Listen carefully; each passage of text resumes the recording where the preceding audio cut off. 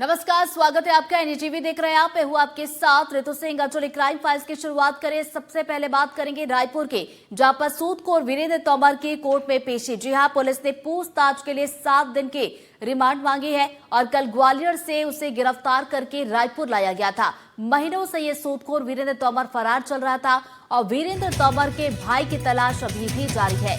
तो बीते दिन रायपुर में पुलिस ने वीरेंद्र तोमर का जुलूस भी निकाला था और वीरेंद्र तोमर का पुलिस ने जुलूस निकाला था। तो बड़ी खबर रायपुर से आप तक पहुंचा रहे सूदखोर वीरेंद्र तोमर, जिसे ग्वालियर से पकड़ा गया था, रायपुर लाया गया और कोर्ट में पेशी है।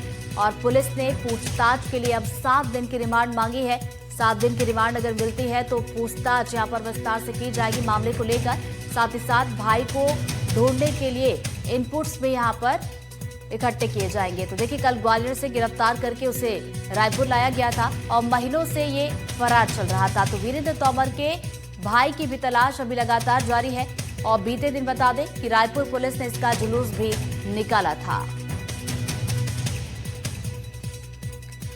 तो रायपुर से इस वक्त ये बड़ी खबर है। सूदखोर वीरेंद्र तोमर की कोर्ट में पेशी है और पुलिस ने पूछताछ के लिए 7 दिन की रिमांड मांगी है। देखिए, बीते दिन भी आपने देखा था, विशेष अनुमति को लेकर बात चल रही थी, हालांकि अनुमति नहीं मिली और अब जो है कोर्ट में पेशी है। ज्यादा जानकारी के साथ हमारे सहयोगी नीलेश हमारे साथ जुड़ गए। सीधा हम करेंगे। नीलेश, देखिए 7 दिन की पुलिस रिमांड यहाँ पर मांगी गई है। अब देखने वाली बात हो कि रिमांड मिलती है या फिर नहीं मिलती है, चूंकि कोर्ट में पेशी आ जाए।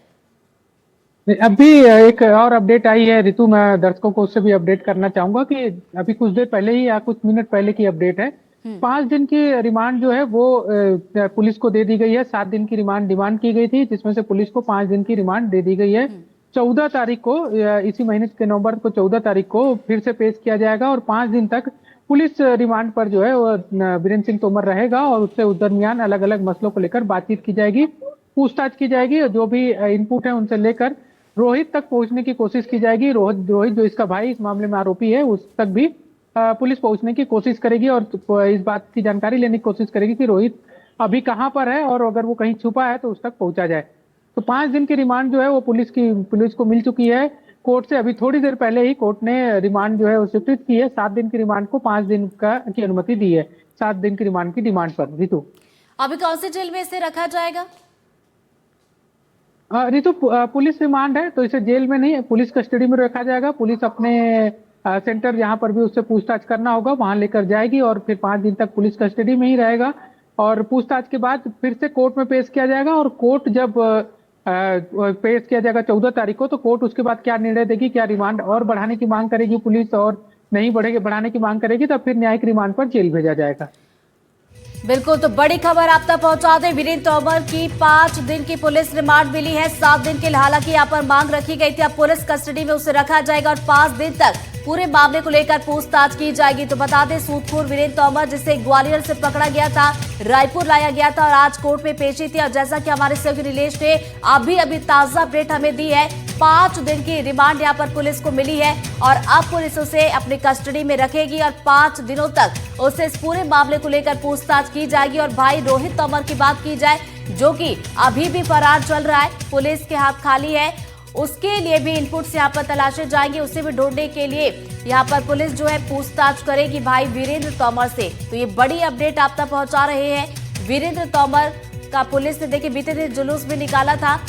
और चलिए, नीलेश हमारे साथ लगातार बने, एक बार फिर से नीलेश का रुख कर लेते। नीलेश, देखिए जैसा कि कल से लगातार हम इस बात को लेकर जिक्र कर रहे हैं कि वीरेंद्र तोमर को तो पकड़ लिया गया, लेकिन भाई की बात की जाए तो उसको लेकर अभी तक कुछ भी इनपुट्स नहीं मिल पा रहा। जाहिर सी बात है कि 5 दिन तक जब पुलिस कस्टडी में वीरेंद्र तोमर रहेगा, पूछताछ होगी, तो भाई को लेकर भी इनपुट्स यहाँ पर मिल सकते हैं।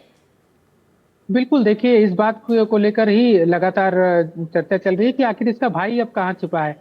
तो भाई की जानकारी ये बिल्कुल पुलिस के सोर्सेस पहले से ही बता रहे थे कि दोनों भाई आपस में संपर्क में थे और इस अलग अलग रहने के पीछे उनकी साजिश ये थी कि अगर कोई एक आंख कहीं किसी के पास पुलिस पहुंच भी जाती है दोनों में से एक, तो दूसरा जो है वो इस बात की पूरी कोशिश करेगा कि कानूनन रूप से कैसे मदद दिलवाई जा सके बाहर रहकर, और इसीलिए ये दोनों अलग अलग छिपे हुए थे, फरारी काट रहे हैं।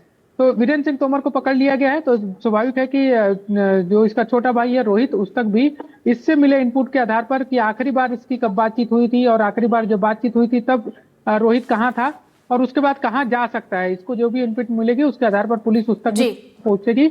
और इसके अलावा बहुत कुछ और भी जानकारी इस 5 दिनों के बीच में लेने की कोशिश करेगी पुलिस, खासकर के इस बात की जानकारी कि जब ये फरार हुआ रायपुर से 2 जून 2025 को, तो उसके बाद से कहाँ कहाँ किन किन लोगों के संपर्क में था और कौन कौन लोग इनको मदद कर रहे थे छुपने में या पुलिस से फरारी काटने में, क्योंकि ये भी एक कानूनन अपराध है। किसी बिल्कुल आरोपी जिसकी तलाश वांटेड है जो, और उसको अगर आप छुपाकर छुपने में मदद करते हैं तो भी अपराध है। तो ये किसके संपर्क बिल्कुल, में तो था, इन सब इन लोगों ने इसकी सवालों मदद के की। जवाब भी पुलिस यहाँ पर ढूंढने की कोशिश करेगी। बहुत बहुत शुक्रिया नीलेश आपका जानकारी के लिए।